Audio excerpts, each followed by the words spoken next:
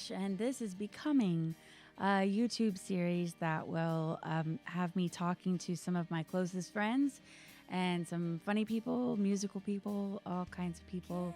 I love to talk and about important things and funny things as well. So please come along on this journey and let's do some weird stuff.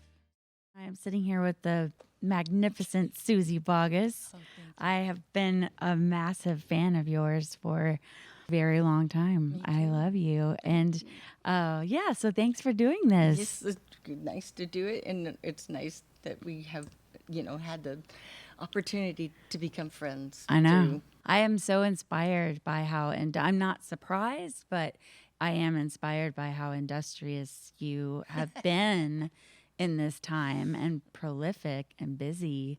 Yeah, that was not my experience. I have been doing this for 42 years, something like that. Look at her. And it was so really strange to me to just not be moving all the time. I had to come up with some stuff to keep myself sane. Yeah. And I also felt like I wasn't going to be the only person who felt like that there was going to be a lot of people that were going to be hoping to have somebody reaching out to them as well. And in the beginning, I kind of thought, well, I want to do this for the people who followed me all these years. And it's really weird, but like about 3 or 4 weeks in, I realized this is so helping me. Wow. This is so making me feel like I'm connected to people. Because we had a little tiny pod, but we didn't really get into even, sitting outside with friends until a couple of months in. Right. So it's a long time. yeah. And that's a lot of anxiety. And so I wonder if staying busy helped you with that. And It did. my personality, unfortunately, I go into, what is it? Fight, flight, or freeze. I tend to, well, I don't know. It's just what I'm hearing from you and what I've known from you since I've known you, which has not been that long, but 7 years or so, 8 years.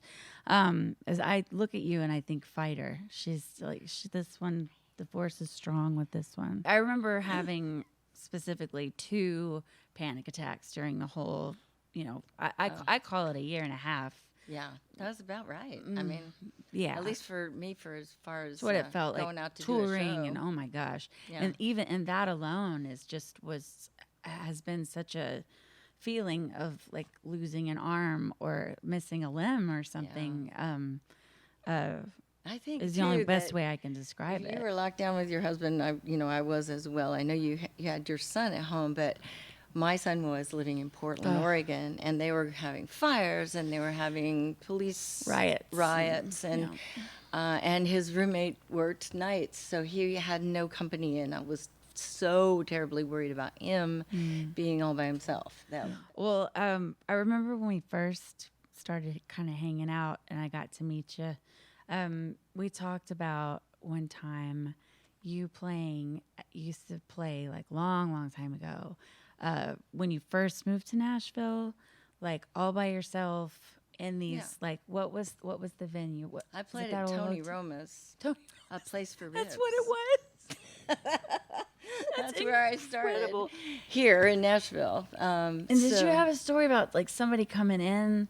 Well, John Prine used to come in. That's what it was. And he always would tip me really So well, and I was so broke. And I mean, I literally I worked 3 days a week there, and that actually paid my rent. And then I did I sang demos in the studio. Yeah. And that was $10 a song. And I'd go in there and I might have to learn 9 songs in a row, to make a decent payday. And so, So like no notice. You go into the studio and learn them. right on the spot. Holy cow, the pressure.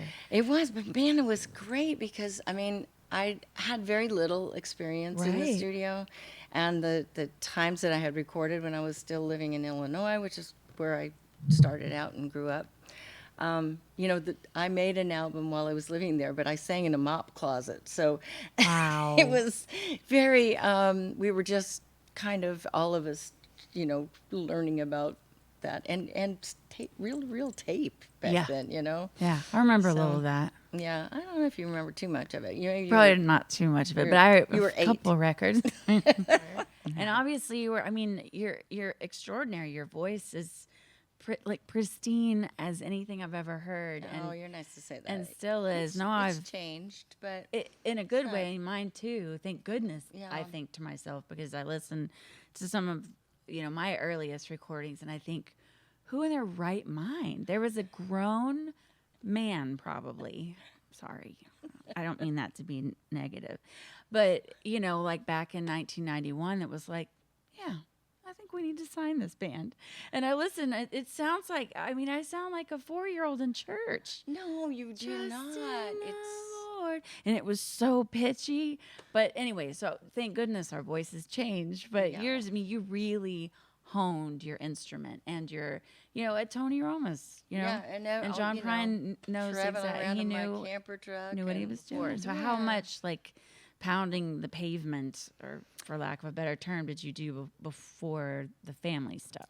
I really have always just loved playing, but I also loved the whole deal of getting the gig. I used to, I had my camper truck and I had a PA, and I loved just popping into some place that I would scope them out, because I could stay at the state park. Right. And I loved scoping out a place and saying, all right, this place over here has music every night. These guys only have it on Friday and Saturday. I bet I could do something on Wednesday and Thursday there, and, I'll just go in and cold audition. So I would Right. go in, when the manager or owner was there, and I would say, wouldn't you like to treat your patrons to some nice music? And, Right. I'll do 4 sets for $50 and, dinner, and then people would tip me, and I would have gas money, and I'd go to the next town. And Amazing. and a lot of places I went back to out in the Rockies. I did 5 years of working winter and summer in Okay. the Rocky Mountains, and I didn't have to stay in my camper in the winter.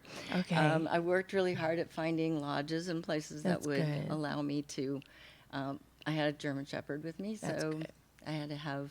I had an assistant, but it was really me. But her name was Rachel, and so she would call ahead for me, and she would say, "Yes, I love Rachel. Rachel Presley." I'm sure at the last second I went like, "What could her last name be?" And I just went Presley.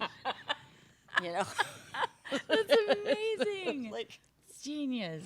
Elvis. This is Rachel Presley. Yes. Did you use a different voice? I did, Oh, wait. kind of, and so I would set everything up, and there was one lady that I worked for, and this was in West Yellowstone, Montana, and so when I called her up ahead of time, and I said, I was going to be working there for 3 weeks, and I said, Suzy travels by herself, and so she really needs to have her dog with her, for protection and stuff, and hopefully that it'll be okay for her to bring the dog in the lodge. And she said, well, we can work something out. Maybe she could be up on the 3rd floor and, away from the guests. And, the dog better behave, otherwise.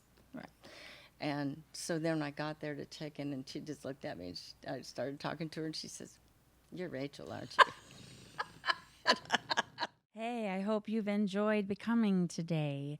And I hope that you'll join again. Please hit like, love, subscribe, whatever you can do so that you'll get, and also turn on your notifications so that when I have a new episode, you'll be alerted. And trust me, they'll be worth it. I've got some really fun, funny, weird plans.